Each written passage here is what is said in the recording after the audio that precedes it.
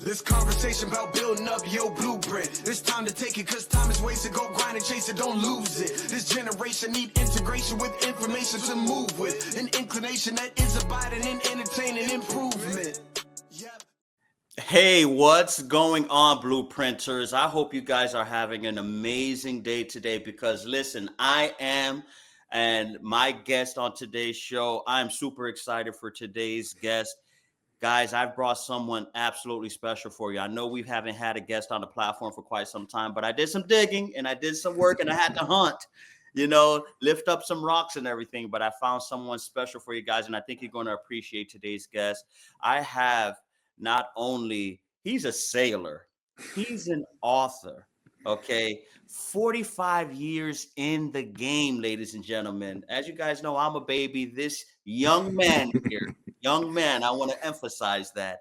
This young man here has 45 years of entrepreneurship experience. He's going to share with you guys the importance as well as the journey when it comes to strategically planning your business. I know when it comes to 2025, this is going to be a very, very important topic for everyone. So I'm excited for today's guest. I want to go ahead and make sure I roll out the red carpet. And I'm not going to give any further ado. I want to go ahead and welcome Coach David J. Greer on the platform and on the Respect My Blueprint show. How you doing today, brother?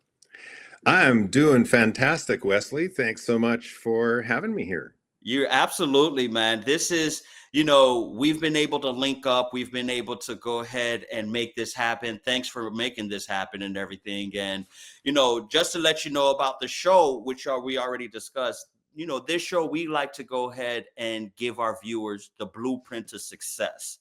Okay. All of our viewers, you bet.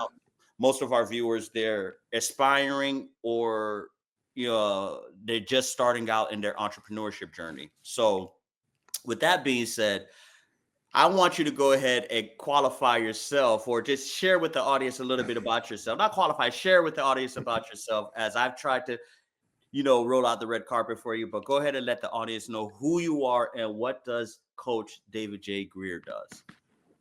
Well, I'll try and give like the super short version of my first business. So when I was very young, I knew I wanted to take computers and business and put it together. And to that end, I went and got my computer science degree.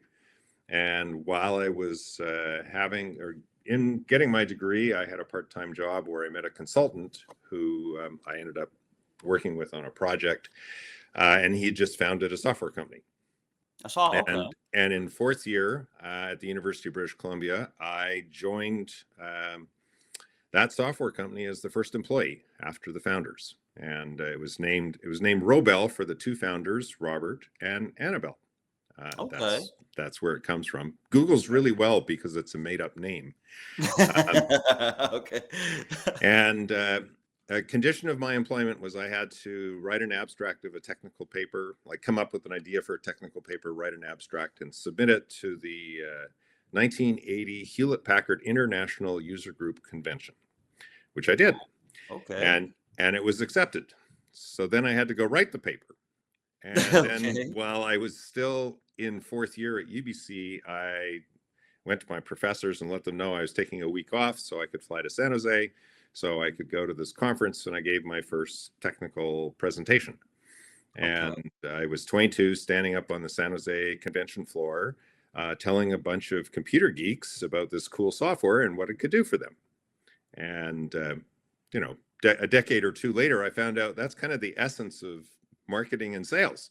Right. Okay. Right. But, I'm really, I wouldn't say accidental entrepreneur, but I was just having fun, just solving problems for this computer geeks in this particular market that use this very popular mini computer from Hewlett-Packard. Right. And we specialized in that, and we became world thought leaders. My former partner, Bob Green, and I, for 20 years, we wrote a new paper every year, each one of us. And then we traveled the planet giving presentations, both to technical and management audiences, creating belief in this obscure Canadian-based software company that you were going to trust your whole business to. Oh my God. I mean, that's a huge task right there, right? Come on. It is. And this computer was used by a lot of, Fortune 500 divisions and private companies in the kind of 100 million to 250 million a year kind of range would be the size of company. And they use the computer for boring things like tracking orders, what needed to get built today, tracking customers, like kind of the nuts and the bolts of the business. And we had two very successful, well, we invented a whole bunch of software products, but we had two that were home run, hit it out of the park successes. Okay. And I liked the place. I stayed 20 years and built it into a global powerhouse. 20 years. Wow. So man, this is going from the first employee to now spending 20 years to having to be one of the major forces in the computer software game. That's eventually, tremendous. And halfway through that, I bought out Annabelle and became partners with Bob.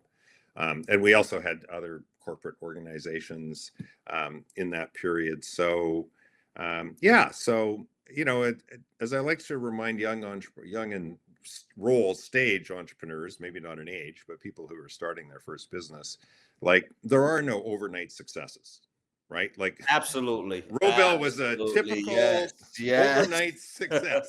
Right? There's no such thing. Oh my goodness. Yes. Preach. There was just a lot of sweat and blood, and a lot of it, I mean, we read some very impactful business books, In Search of Excellence by Tom Peters, which most of your listeners probably have never heard of, but in the 80s, that was a very seminal book and actually featured HP as one of the case studies in the book. We just grew it by the seat of our pants, and we figured it out, and we're really tremendously successful. So that's my kind of startup early stage, how I became an entrepreneur journey. Really? And it's funny because ultimately I'm pretty sure, and because I want to go ahead and give a reference to that, sort of like Steve Ballmer and Microsoft, right? Mm-hmm. Steve Ballmer will end up becoming, Microsoft's number 2 as far as with Bill Gates and everything, which Steve Ballmer, he ended up spending decades with Microsoft, end up becoming a trusted C-suite executive with the company. And he reached to the heights of level of success where most people are not aware. He's the owner of the Los Angeles Clippers. Mm-hmm. Buying the basketball team for a couple $2 billion. And I use him as a reference because, again, you have that same approach where you wasn't the owner, the founder of the company, but you end up believing in the vision, believing in the dream, putting the time in, and you end up with, actually, like you said, you end up buying out Annabelle and, achieving great success. So, if I wanted to see if you could highlight how you somewhat don't have to be the founder, but you can be an entrepreneur and still reach levels of success as well too. Yeah, in fact, for me, I'm now a professional business coach, and I actually prefer working with entrepreneurs who've got farther along the path or who've bought out from an original entrepreneur, because I think that's where I add more value, is when you've got $1 million in revenue and you've got 10, 20, maybe 200 employees. Okay. And I'm not as good in that startup phase. That's not no, seriously, I'm more in the scaling stage. Got it. Okay. Right? But I did want to share, because you introed me about, I do a lot of work around strategic planning. So I want to contrast kind of how we planned at Robel versus how I help clients today do that strategic planning. So at Robel, we were very classic entrepreneurs, which was, we took what we did last year and kind of looked at it and saw if we could do a little bit better next year, or let's do 5% better next year kind of approach. Okay. And I now work with entrepreneurs and I take a different approach. It comes from a book called Scaling Up, a guy by the name of Vern Harnish, who invented this thing called a one-page strategic plan, which I highly recommend. I use this framework with all of my facilitation clients. But in the Vern Harnish world, you pick a future point that is like 3 or 5 years out. So you have to decide like what makes sense to you and your market and your industry and your business. So, but at least 3 years out. So we're just coming up to the beginning of 2025. So 2025, 2026, 2027. So if you were planning your business, I'd say, what's the business going to look like on December 31st, 2027? And like, what do you think the markets are going to be that you're going to be serving then? So like you have a vision of where you are now, Right. but where do you think you'll need to grow to? And where do you think that growth, like it's a complete shift of thinking when you start kind of outward with where you want to end up 3 years away. And then like, you know, in some, like I've come from the tech industry, well, like some parts of the tech industry, like let's say AI, in 3 years from now, AI is going to look Take over, right? It's going to well, be it's like whatever business plan you have today, like 3 years from now, like you still got to pick an endpoint though. Like you still got to say in 3 years, I think this is where the market's going to go. And every year you've got to course adjust with data from where the market is actually going. So again, is your market still going to exist in 3 years? Is it going to be bigger? Is it going to be smaller? Because I think the core of marketing and successful entrepreneurship is like strategy equals marketing. Like first and foremost, you need to understand marketing. And the simplest way I've found to describe marketing is what is the pain point that your prospects are in? Like, and is it keeping them awake at night? And how good is your pain pill to solve their pain? And the worse their pain and the better your pain pill, the more value. That is the formula right there, essentially, pretty much, right? It is. And like a lot of people, I meet a lot of entrepreneurs who start businesses who are trying to just, you know, solve problems for people for things they want. And people rarely, I'm not saying, I mean, there's lots of examples in retail, but a lot of times people won't pay much money for things they want. They pay money for things they pay money for things they need, like for a problem that's keeping them awake at night. So to me, that whole, like where you end up in 3 years is what are the pain points that you're going to be solving in 3 years? And are they different than what you think you're going to solve today? So figure out that kind of maybe 3, 4, maximum 5, like key thrusts or capabilities that you need to build in order to get where you need to go in 3 years' time. Then work backwards. So now you've got, you know, like I know some companies, it's like they need to acquire a VP that specializes in their industry in the 3rd year if they're going to get the revenues that they want. So that's like a capability. Like I'm going to need this really capable person if I'm going to grow the business the way I want. And a thrust might be, you know, my initial market is Vancouver, BC, Canada, where I live. But in 3 years, I need to be covering Washington, Oregon, and California. Right. I see what you're saying. So do you see? So that's the thrust. The thrust is in 3 years' time.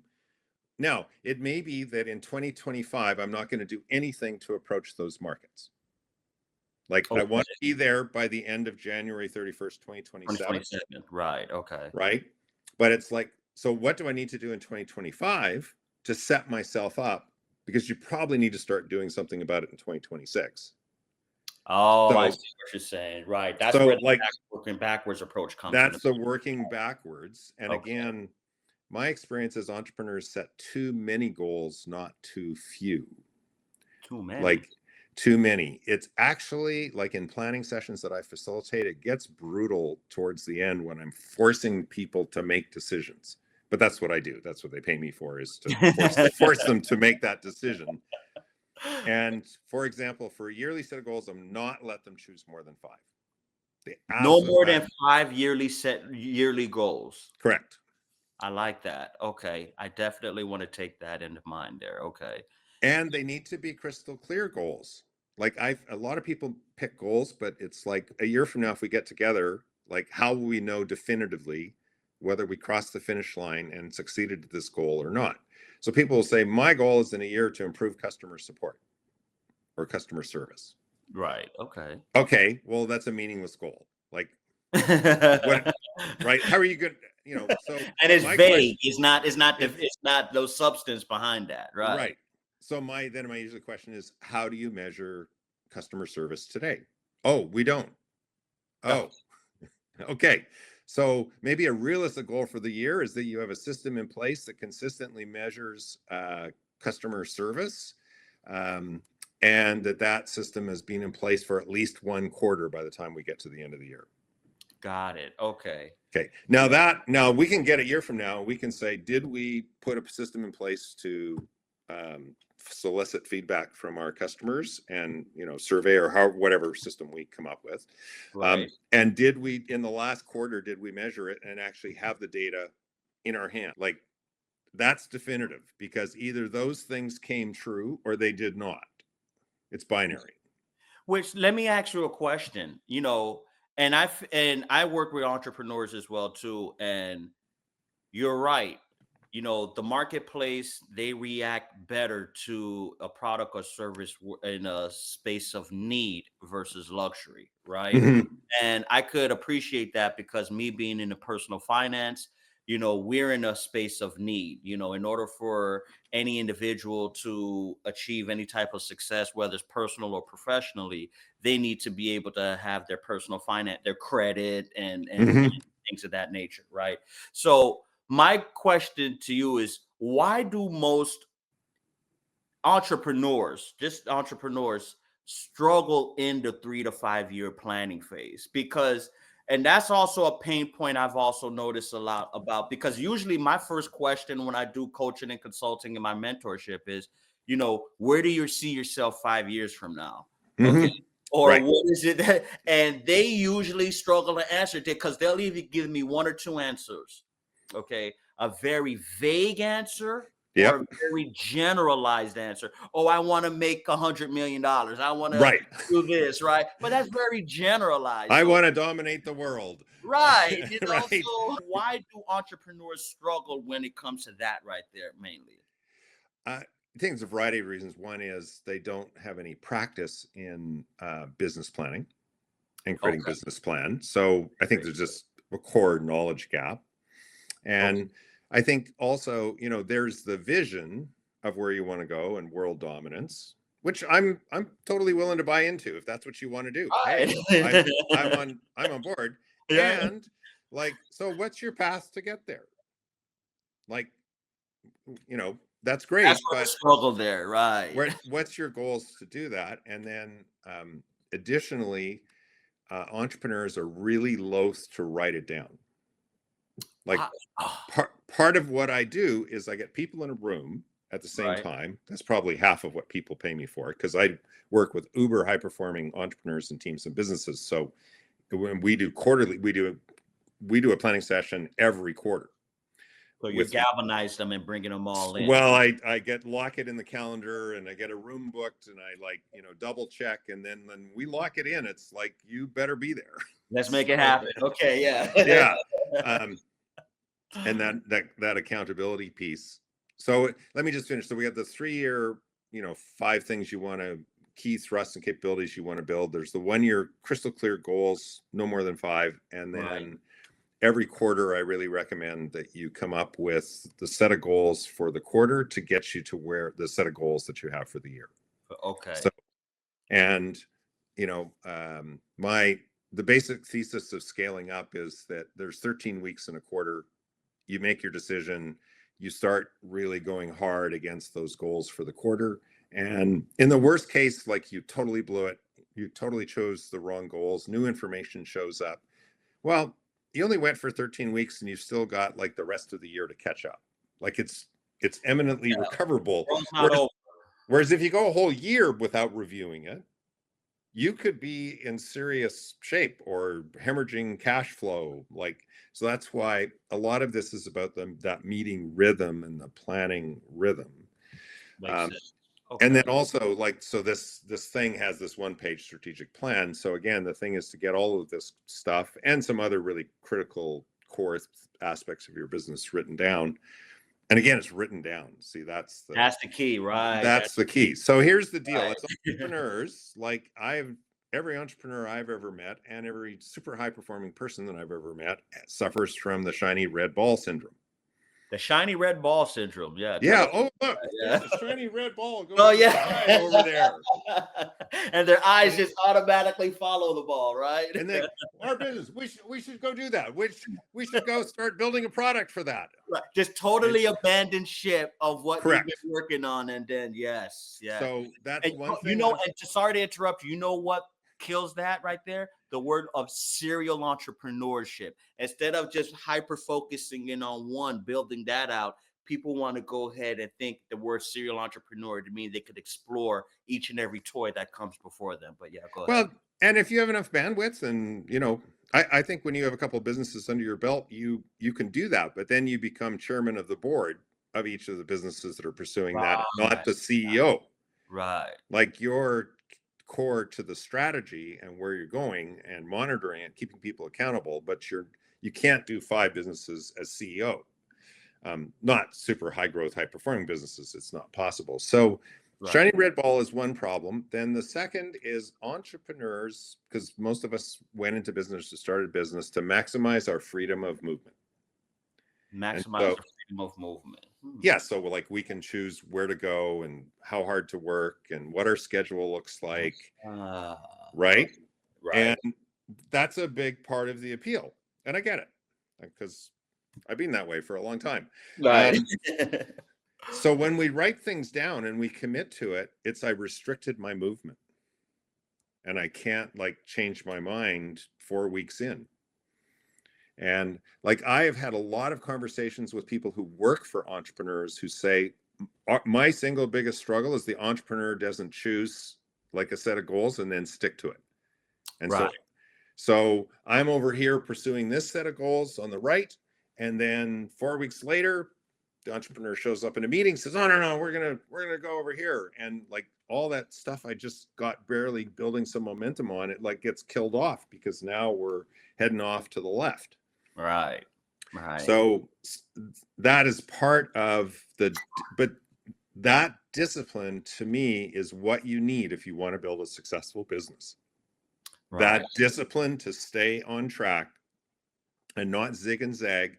Now, if some brutal fact, if you try and sell your brains out for 6 weeks and absolutely you cannot sell this product, like maybe you need to pause and figure out why not. Recalibrate. But again, like that's why I suggest if you do it every 3 months, like you can incorporate that new, like that's enough time to give it a good shot. Right. And short enough that you can take the new data in and come up with a new plan. And pivot if necessary, pretty much. And correct. Okay. Right. And so, but it's interesting, like COVID came. So I met with all the clients I met with that I facilitate for. Not one changed their 3-year plan. Not one. Even in the midst of COVID. Correct. Their long-term 3 years where they were going didn't change. And for most of them, 3 of their 5 goals for the year did not change. Wow. That shows how locked in they were, that pretty much. Right. And that we had done the right work to go figure out the right things to go focus on. Now, there were obviously a lot of adjustments and a lot of things that had to happen. And over probably 2 quarters, everything kind of got blown up. And kind of everything revised and reprioritized and new goals chosen. But the longer, most of that year, and certainly the year after and the year after that, they had the right plan. They just had to course adjust for what COVID threw at them. Like they were directionally, they were still in the right direction.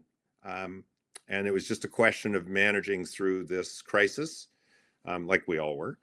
And I thought that was really interesting. And that was across the board. All my facilitation clients were the same.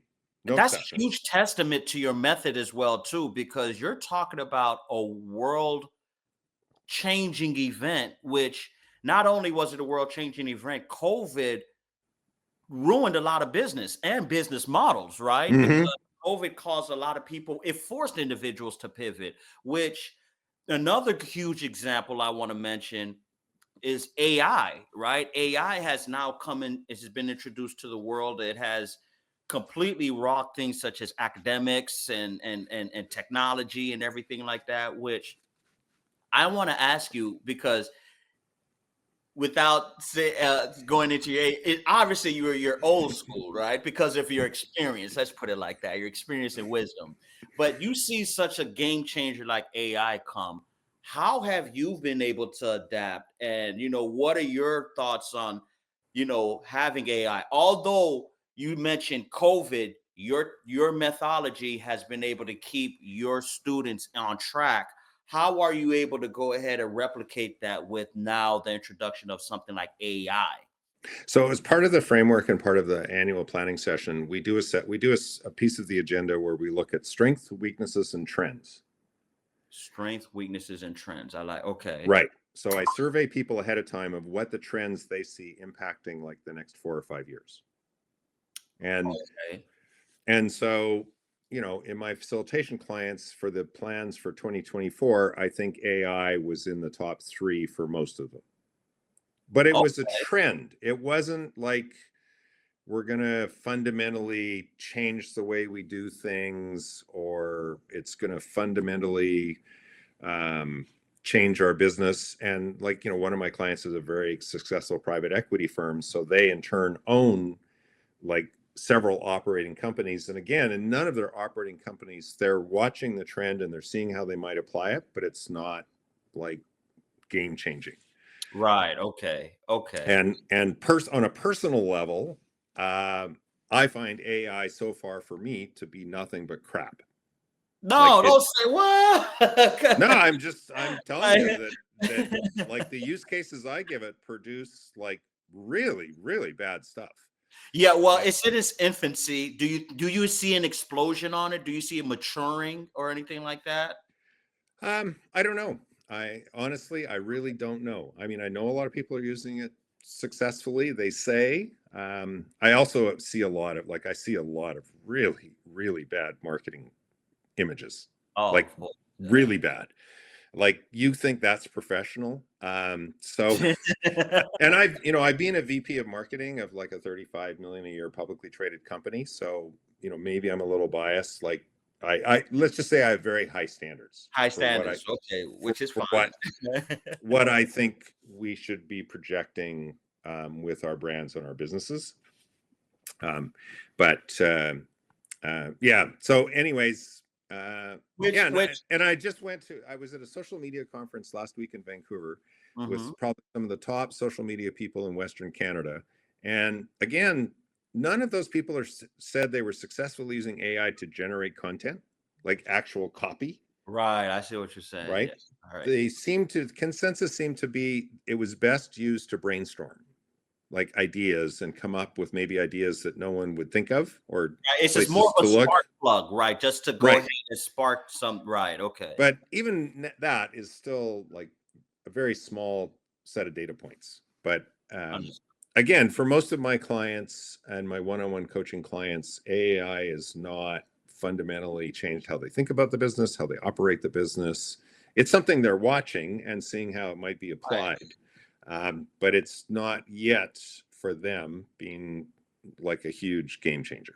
Okay, which now I want to ask you because, we had a brief conversation about our backstory and everything like that. And, the audience know this, and I've shared a elevator pitch with you how, my journey in entrepreneurship has its trials and tribulations. I've went through nearly a decade of imprisonment, and I was able to get out in late 2019. And between then and now, I've made leaps and bounds as far as starting up my own tech companies.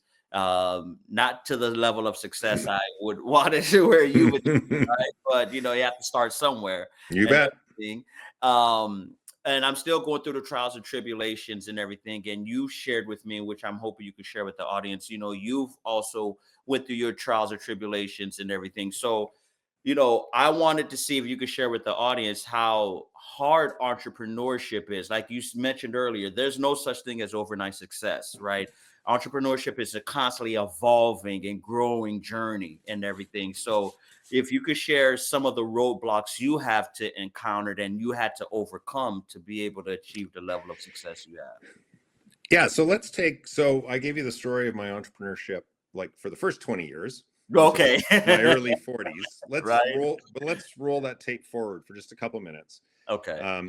So, in 2001, I'm on the street. I haven't noticed the dot-com meltdown because we were kind of insulated from that. Right. And I'm busy chasing tech deals, not noticing like this is a terrible time to be getting involved in anything.com. And someone smarter than me said, David, your kids will never be 11, 9, and 5 again. Do you need to work right away? And I'm like, no, I'm not done for life, but I got a really good check in my jeans from exiting out of Robel. Mm-hmm. So my wife and I hatched this plan where we commissioned a sailboat in the south of France. And we took our 3 kids and we homeschooled them for 2 years while sailing more than 5,000 miles in the Mediterranean. Wow. So you mentioned at the opening that I'm a sailor, so that's yes, that's part of my tie it all in, right? Sailing story. And then I came back from that and I did 3 years of angel investing. So I've looked at over that time I was looking at least 100 deals a year, investing in kind of one. Being a director, working for options. And on just before my 50th birthday, I was at an event, actually a training event for this scaling up Vern Harnish stuff. I took one of my young CEOs that I was invested in to this event. And at the back of the room were 2 coaches. And one of those coaches talked to me for about 2 minutes and made me more uncomfortable than I had been in probably 5 years. And what he made me, I had tears in the corner of my eyes. And what he made me realize was how completely unfulfilled I was in what I'd been doing for the previous 3 years. And, it was kind of filling time, but it was in no way engaging me, really fulfilling my need to contribute to the business community. And it was simple. There was like 100 people at this event, and he kind of waved his hand and he said, look, there's 100 people here and I'm pretty certain in almost every single one of them needs your help. And I'd been like trying to work for 3 years to find somebody who wanted my help. So I took Coach Kevin's card. That's Coach Kevin Lawrence. He's a brilliant entrepreneurial coach. And that card sat next to my phone for a good 3 weeks. And once a week, I thought about picking up the phone and calling him. And the phone weighed at least 10,000 pounds. And then finally, after about 3 weeks, he called me. And he said, hey, called you. Okay. He said, hey, this is Kevin Lawrence. He said, do you remember our conversation?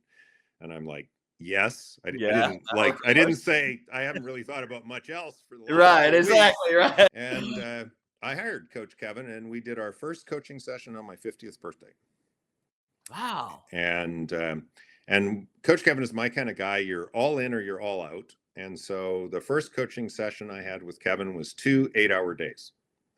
2 8-hour days. That's a full day right there. Wow. No, that's 2 full days. Yeah, exactly. 6. And so I started working with Kevin and I started finding entrepreneurs to work with and kind of reestablishing my career. And we cleared off kind of all the clutter that was on the table until 18 months later, there was the elephant in the room. Mm-hmm. And on January 27th, 2009, I had a coaching call with Kevin. And I told Kevin I had a drinking problem. And that would be an understatement because actually I'm an alcoholic. Wow. And Kevin, in his background, he doesn't have a challenge with alcohol. And in his background, he had met over time several members of AA, and he's a very curious guy. So he'd had long conversations with them. Okay. And kind of knew a bit about the program and how it works. Right. Okay. And so he coached me to go to 12-step recovery. Okay. And I had a terrible aversion to it. I have still to this day, I have no idea where that aversion came from. I didn't even think I'd heard about it before then. So he coached me through that. And I committed, that was a Tuesday. I committed to go to a meeting by that Friday. Okay. And that evening, I knew I had an event downtown, a networking event I was going to. It would finish at 8. So before I left, I Googled meetings. in Vancouver, and lo and behold, there was going to be a meeting at 8:30, a quarter of a block off the road I would be driving down to go back to my home. So I went to that meeting Right. that afternoon. Again, all in or all out. That was my first 12-step meeting. And I'd been a daily drinker for 20 years up to that point. Yes, it was life changing. This was hard at the beginning, obviously. Oh, I mean, it took me probably 5 years to admit to anyone how freaking scared I was to go to that first meeting. Damn. And anyways, it was a big meeting. There was probably 70 or 80 people there. Two young women kind of came out of them. I hung out at the back and tried to hide. And right, because it's like, hold on. Two members of the group came out, two young women, Frostine and Esme. I still remember them. I still remember them just coming out and how approachable they were and welcoming. And they welcomed me to the meeting, asked me if it was my first meeting, which people in 12-step recovery, you can kind of recognize someone who's pretty new. Right. Okay. Because we're kind of jumping out of our skin. And eventually, like about 3 or 4 weeks later, I made that what's called a home group, which is a group you commit to go to every week and to be of service there. Okay. And that's been my home group for 15 years and 10 months. And I was there a couple days ago, Tuesday at 8:30. Okay. And I sat next to two gentlemen who, on this week on Tuesday, I sat next to two gentlemen who 15 years and 10 months ago were taking a seat the night that I walked in for the first time. The same and time. And they remember Look my coming in for the first time. And they have been part of my sobriety over that whole time. So, getting sober is the single biggest achievement of my life. Wow. Personally and professionally, obviously, right? Obviously. I mean, it's just, and the thing about alcoholism and addiction is that every morning I have to get up and I have to achieve, again, the biggest achievement of my life. So it's like you're hitting the reset button every single day in a way. Every day. That's what we talk about it. It's the one day at a time program. But right. I have a whole set of habits and routines and prayers and journaling that I do every morning before I do anything else. That's to keep me on track and remind me of what the number one thing for the day is, which is to stay sober. So, I mean, in some ways, it simplified my life because every day I know what the number one thing is. Right. So it's a goal. It's a daily goal. Boom. So daily, yeah. And I still, I'll walk down a street and see, maybe go on holiday in Mexico and walk down a street and see a whole bunch of people drinking beer. And literally my brain is like, oh, we should go sit at a table and order one of those beers. Boy, that looks good. And, I now catch that very fast. That trigger, right. Yeah. But I mean, even 15 years in, it still happens to me. And I've now trained my brain as, you're going to go drink poison. You're going to go sit at a bar and drink rat poison. Like, how is that a good idea? Exactly. But I just want I'm assuming you've been able to transform that into your teachings as well as your approach when it comes to business planning and facilitating as well. Yeah. So I specialize in working with entrepreneurs that are challenged with alcoholism and or addiction. And I have lots that don't, but it's just, I can talk to business, to entrepreneurs at a different level. And oftentimes in business, there's networking events. Like there's often a lot of events where social drinking is like expected. Like, wow. Is it a cultural thing in entrepreneurship? Like, for instance, how stockbrokers, I'm not sure if you've seen the movie, The Wolf of Wall Street, right? Right.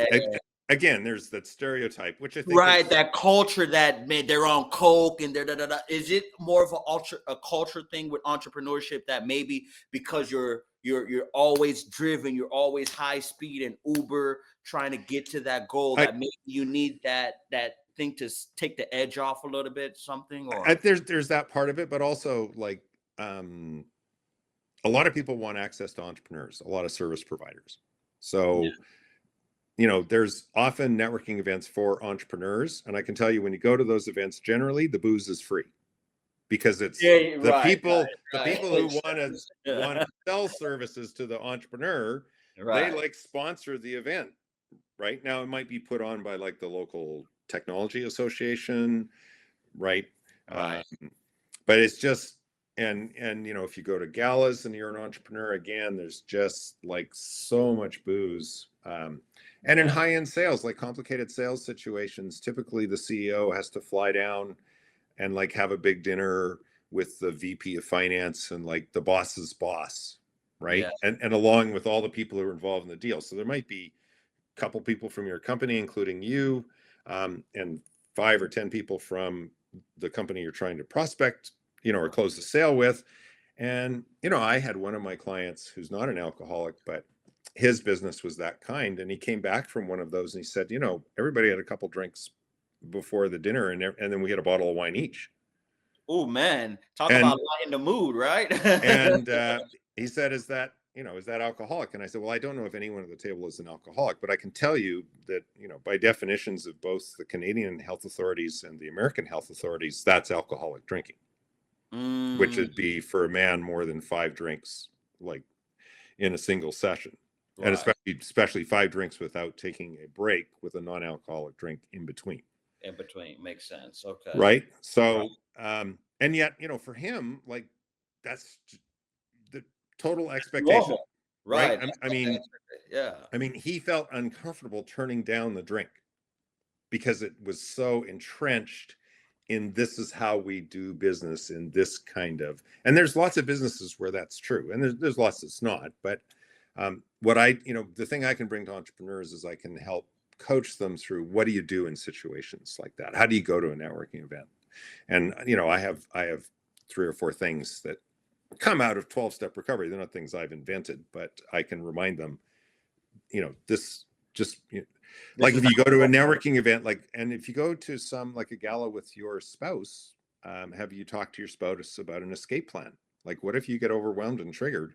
Like, are you going to just go in the car and drive home and Yeah, leave your how do you wife apply there, the brakes and and leave everything? your wife there to take a taxi home? Like, that's a valid plan, but you want to make sure with your spouse ahead of time that that's the plan she's okay with. Exactly. Is your spouse going to support you? And if you get triggered, the two of you just say, oh, I have a headache, it's just not working, I need to go home, and both of you leave.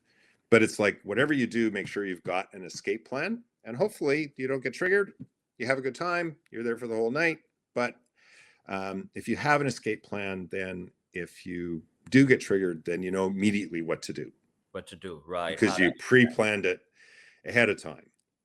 And okay. when everyone is gathering ahead of time and having drinks, make sure you have a drink in your hand, like whether it's water, whether it's cranberry and soda, like whatever non-alcoholic drink, because people will come up and offer to, like, if you don't have a drink, people, oh, let me get you a drink, Let me get, yeah, right. It's like, right? And then it's, you look a little dry over there. Let me go yeah, ahead and help you out, right? yeah, exactly. And they're kind of well-meaning, or they're alcoholics, and like, if you have a drink in your hand, it's much less likely you'll get asked that.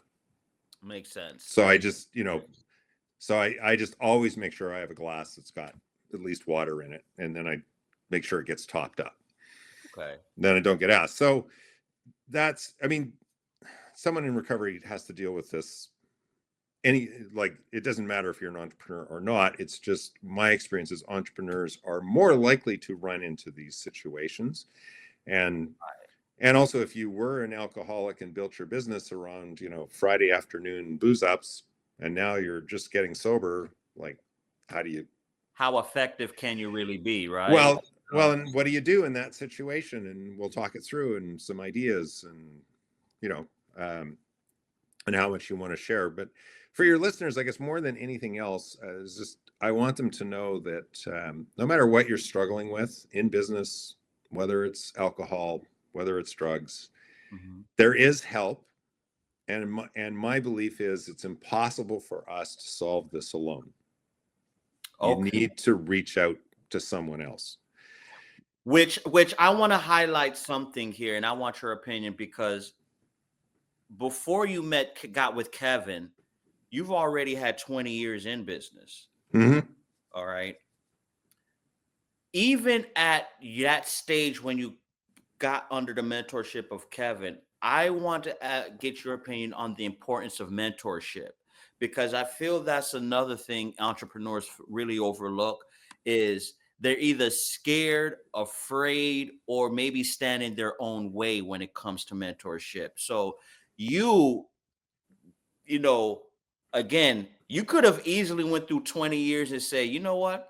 I know it all already. I got 20 Mm-hmm. years under my belt. I've already did a successful exit. I've cashed out, sailed the seas with my kids and my family. What do I need to get with a mentor? But it wasn't until that life rocketing moment you had with Kevin, you said, you know what, let me. So if I want your opinion, how important is mentorship when it comes into entrepreneurship as well, too? I think no entrepreneur should try and do it alone. Wow. And my experience is entrepreneurs, like, part of, the personality you need in order to go start a business, you got to be half crazy. Don't say that. You're scaring everybody. Well, you got to, like, crazy like a fox. Right. Okay. Right. Okay. Okay. Like, you're different, and most of us are like self-powered. Like, that's why we start a business, which the flip side of that is we're terrible at asking for help. Oh, We're yeah. really We're bad. our own Superman, right? Pretty much. Right. Exactly. And my experience is that the number one thing in the way of the growth of a business is the entrepreneur. The business grows as fast as the entrepreneur, him or herself, is able to grow themselves. Understood. Emotionally, mentally, knowledge-wise. Right. And there's a variety of ways you can grow, but one of the easiest ways is to start off with a mentor who's been there, done that ahead of you, Yes. and to actually listen to them. There's actually two Right. parts to that. It's to a point, right? Not just get the mentor, but listen to them as well, too. Right. There you Yeah. go. And be willing to grow, and be willing, I worked with Kevin for 9 years. I was a wet Wow. behind the ears entrepreneur compared to what I What learned he- after 9 years with Kevin. And also, like, looking at 300 different business plans, Yeah. Okay. as an angel, and getting involved in these angel businesses and startups. And I mean, I had a lot to learn, and I still learn. from my clients today. Oh, Like, so it's you're always evolving, and that's why I like you really emphasizing and you highlight that, because it doesn't matter where you at in entrepreneurship, whether you're at year 1 or 100, you always have to evolve and grow with as being an entrepreneur, right? yes, I believe you do. And there's always more to learn. Always, right? So the classroom never ends, in other words, right? Yes, So, correct. okay, so which now I want to, as we're getting ready to wrap up the show, I want to, if you could give the audience some real gems and uh, uh, some value and everything.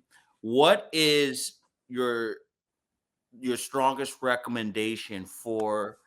Although I know you deal more with entrepreneurs that are ready to scale their business, you really don't deal with the startups and the bootstrapping. You really get them to that next phase. Mm-hmm. So for those that are ready to go to that next phase, what are some of what are the initial steps, or what are the best advice you would give to an entrepreneur ready to get to that next level? So one, they're mostly things I've talked about. Right. Like, in coaching, we know that if you write down your goals, you have a 50% higher probability of achieving them, even if you never look at them again. So just by writing them down, that's half the battle. You're pretty much. That's half. And if you share them with someone else, then that goes to like 65%. So writing it down and sharing it with someone is a bulk of what it is right there. Yeah. So that already, like, moves you way ahead. Interesting. Very interesting. So, rather than just have it in your head, I'm a big believer in writing it down. And I'm a big believer in, no matter which stage of your business is, you've got to build up your financial literacy. I find that's a big gap for a lot of my clients. Mhm. And, you've got to get someone, or builds your ability to build a spreadsheet that at a high level models your business. Like, Right. I see sell what this you're many saying. units for Right. this much money. So this is going to be my total revenue. This is going to be what it costs to produce each, the Right. service or the good, like whatever it is. And you have a financial model. And then as you roll it out, you actually measure your actual financials against what you put in the model. So you see what's working and what's not. What's not right. Okay. So you match. So that also is a fundamental part of the writing down piece. So you Right. write down like these, again, short list of goals, where you want to go in 3 years, the markets that you're going to serve. And, to do all of this, I think a lot of us who've been around the block a bit, and a lot of us in coaching, we talk about, to be working in the business or working on the On the business. business. So Right. Yeah. when we're in, our nose is pressed so hard into the tree that we can't even tell you what kind of bark is causing us pain. And if we take one step back, at least we might be able to tell you the tree. And if we took 30 steps back, maybe we could tell you a little bit about the forest we're in. The forest. Right. Makes sense. And we get so much into the next fire. And that's part of what, like that adrenaline hit from all of that and solving that problem. Mm-hmm. That's a lot of what makes us go. Like, Yeah. so It's it takes a very conscious effort to do the step back. Mm-hmm. And as I've suggested in this call and our interview today, that I think that pulse point should be at least once a quarter. Once per quarter. Okay. Right. Not once per year, not 2-3 years, once every quarter, 4 times. Once every quarter. And even if it's like you go to a coffee shop and you dust off the plan that you wrote down 3 months ago, and you spend a couple hours and you strategically think about your business and what it is you want to achieve for the next quarter. And then as you grow and you have other team members, I think it's important you try and involve them, because your collective wisdom is probably better than your individual wisdom. Right. Obviously. Right. Right. That's where it goes into sharing it with someone else and as well too. Right. Yeah. And once you do start having employees, then I think it's part of the thing of making this successful is that you actually share those goals with them so they know where you're going and you stick to them. Right. You stick to them for at least a quarter. Right. Exactly. Those are, overreaching, I think. And then thirdly, don't do it alone. Find someone else. So write it down, have a financial model and some financial literacy. Once a quarter, step out of the business so you can see the bigger picture you're doing, and try and involve someone else in helping you to be a better entrepreneur. Right. Those are my 4 big suggestions for people who are starting new businesses or getting their business off the ground.